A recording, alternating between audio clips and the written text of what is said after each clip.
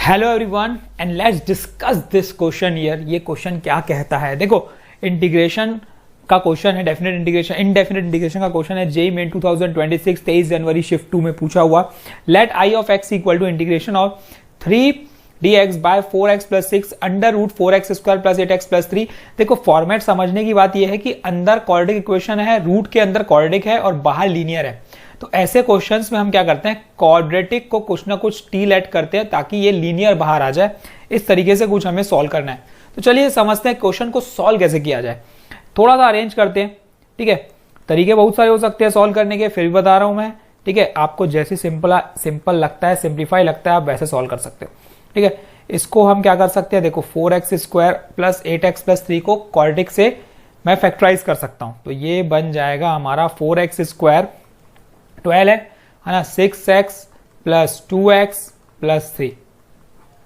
ठीक, ब्रेक करने पे क्या मिलेगा देखते हैं। इंटीग्रेशन ऑफ 3 डिवाइडेड बाय, यहां से मैं कर लेता हूं 2 कॉमन आउट, यहां से मैं कर लेता हूं 2 कॉमन आउट। ये बन गया देखो 2x प्लस 3, हाँ। और यहां पे बन गया ये 2x कॉमन आउट, यहां बन गया देखो 2x plus 3 plus 1 common out 2x plus 3।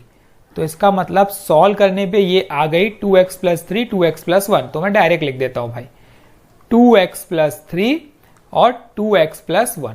देखो अब इसमें किया क्या जाए, बस एक छोटी सी ट्रिक है, अगर वो समझ गया ना तो आपसे क्वेश्चंस ये इजीली बन जाएंगे।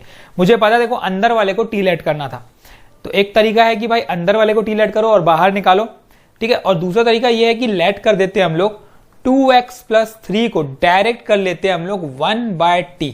ये ज्यादा इजी हो जाएगा आपके लिए। देखो कैसे, 2dx इक्वल टू क्या बन गया, minus 1/t square dt। 1/t का डिफरेंशियल माइनस 1/t स्क्वायर होता है। तो यहां से dx की वैल्यू आ गई देखो माइनस 1/2t स्क्वायर dt, क्योंकि मुझे सबको चेंज करना है किसमें, t के टर्म्स में। तो 3 इंटीग्रेशन ऑफ 3/2 भी बाहर कर देता हूं, ठीक। ये dx की जगह माइनस 1/t, तो पहले 1 डिवाइडेड बाय, ये बन गया देखो ये 1/t बन गया, अंडर रूट 2x प्लस 3 बन गया देखो यहाँ पे 1/t। बात आती है 2x प्लस 1 की, तो यहाँ पे देखो 2x प्लस 1 कर देता हूं, इसको मैं 1 प्लस 2 लिख सकता हूं, 1 प्लस 2, तो यहाँ पे ये 2 उधर चले जाएगा। देखो ये 3 है, 3 को मैं लिख सकता हूं 1 प्लस 2 और 2 को मैं उधर भेज सकता हूं तो माइनस 2, तो ये 2x प्लस 1 की वैल्यू आ जाएगी 1/t माइनस 2। तो मैं इसकी जगह लिख देता हूं 1/t माइनस 2, है ना। आसान, कोई नहीं है ना, कोई दिक्कत नहीं थी ना इसमें। Div into minus 1/2t square dt। बस डेट्स ऑल, इतना काम करना था, हमने कर लिया, ठीक है। t के टर्म्स में बदलना था, हमने बदल दिया। अब थोड़ा सिंप्लीफाई बचा, यहां बचा माइनस 3/4, जिसको मैं बाहर कर देता हूं, माइनस ऑफ 3/4 इंटीग्रेशन ऑफ, यहां बचा क्या dt डिवाइडेड बाय, यहां देखते हैं क्या सिंप्लीफाई हुआ, 1/t, ये 1/t मल्टीप्लाइड बाय, ये आया हमारा अंडर रूट ऑफ, ये बन जाएगा देखो 2t माइनस 1, ऊपर क्या बन जाएगा देखो 2t minus 1 by T square, 1/t square, 1 minus 2t by T, 1/t into 1 minus 2t by T. Arrange करते हैं यार, और कुछ नहीं है, एक अरेंजमेंट है और कुछ भी नहीं है। इंटू यहाँ पे क्या बचा है 1/t स्क्वायर dt। देखो यहां से ये दोनों t इंटू टी स्क्वायर और रूट के बाहर निकालोगे तो एक t बाहर जाएगा, तो ये कुछ ऐसा बन जाएगा minus 3/4 integration of dt divided by 1/t into 1/t under root of, यहां पे वैल्यू आ गई 1 माइनस 2t, है ना, और इंटू 1/t स्क्वायर। तो यहां से ये t स्क्वायर और ये t into T square cancel होते हुए, तो यहां पे सिर्फ वैल्यू इतनी बचेगी। देखो ये सब कैंसिल आउट होके सिर्फ वैल्यू इतनी बचने वाली है हमारे पास। क्या बचने वाली है, अंडर रूट 1 माइनस 2t। अब देखो पूरे के टर्म्स को हमने सिंप्लीफाई करके एक ऐसे फॉर्मेट में ला दिया है जो हम आसानी से इंटीग्रेट कर सकते हैं। कैसे, let 1 minus 2t equal to u, minus 2dt equals to du, तो dt equals to minus du/2। चलो हो गया, माइनस 3/4 इंटीग्रेशन ऑफ 1/√u, ठीक। और dt की जगह लिख सकता हूं मैं माइनस du/2। तो ये वैल्यू बन गई देखो 3/8, u के पावर में ये हो जाएगा -1/2, तो मतलब 1/2 डिवाइडेड बाय 1/2। तो यहां पे सिंप्लीफाई करने पे वैल्यू बनी 3/4 रूट यू, और सॉल्व करने पे 3/4 रूट यू क्या है 1 - 2t। और t की वैल्यू क्या माने थे हमने, t की वैल्यू हमने मानी थी रेसिप्रोकल 1/2x + 3। तो यहां पे वैल्यू बनी हमारी 3/4 अंडर रूट 1 - 2 1/2x, किसको हमने 1/t माना था, 2x + 3 को, 2x + 3। पूरा का पूरा चीज हमें x के टर्म्स में लाना था, और हम x के टर्म्स में देखो अभी ला रहे हैं, ठीक है, ताकि हम पुट कर सके वैल्यू।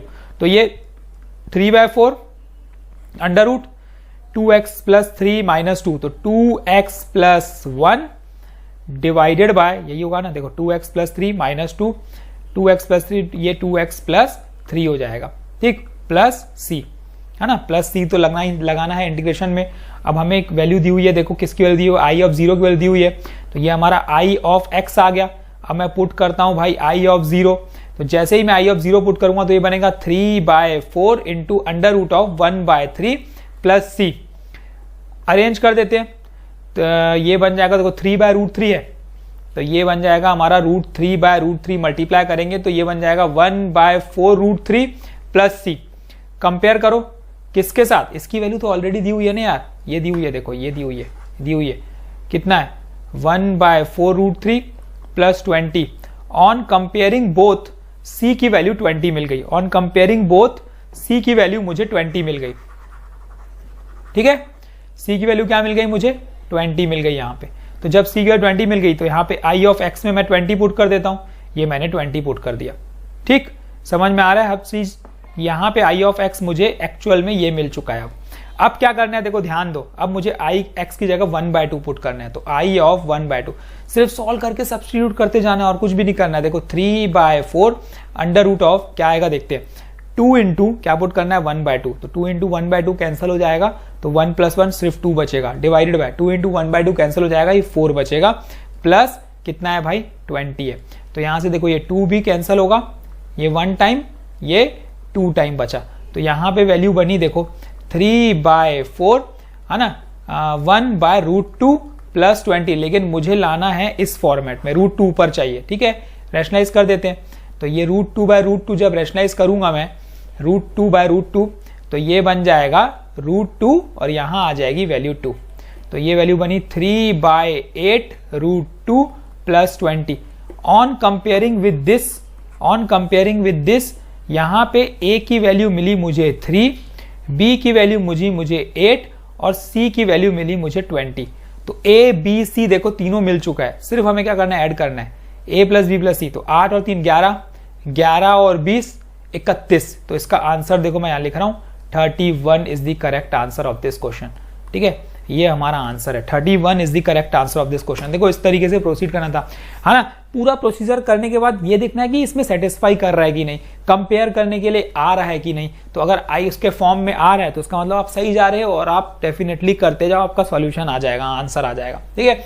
तो ये क्वेश्चन अच्छा था, देखना समझना किस तरीके से बनाना है। बहुत सारे क्वेश्चंस को अलग अलग तरीके से भी बना सकते हैं, जरूरी नहीं है एक ही मेथड यूज करना है। तो सोचने आना चाहिए, कैसे सोचोगे, बाय प्रैक्टिस, जितनी ज्यादा प्रैक्टिस उतनी ज्यादा स्मूथनेस, उतनी ज्यादा टेक्निक्स, उतनी ज्यादा क्या कैपेबिलिटी, ठीक है। तो ये है, टाइम मैनेज करना है, टाइम कम लगेगा कब, जब आप ज्यादा से ज्यादा क्वेश्चन सॉल्व करोगे। तो कंटिन्यूसली क्वेश्चन चैनल पे आते जाएंगे, देखते रहो, and all the very best. Time management करना सीखो, PYQs पूरे देखो, all the very best. Channel पे जुड़ जाओ और प्लेलिस्ट बनी हुई है, वहां पे बहुत सारे क्वेश्चंस आपको मिलेंगे। Thank you.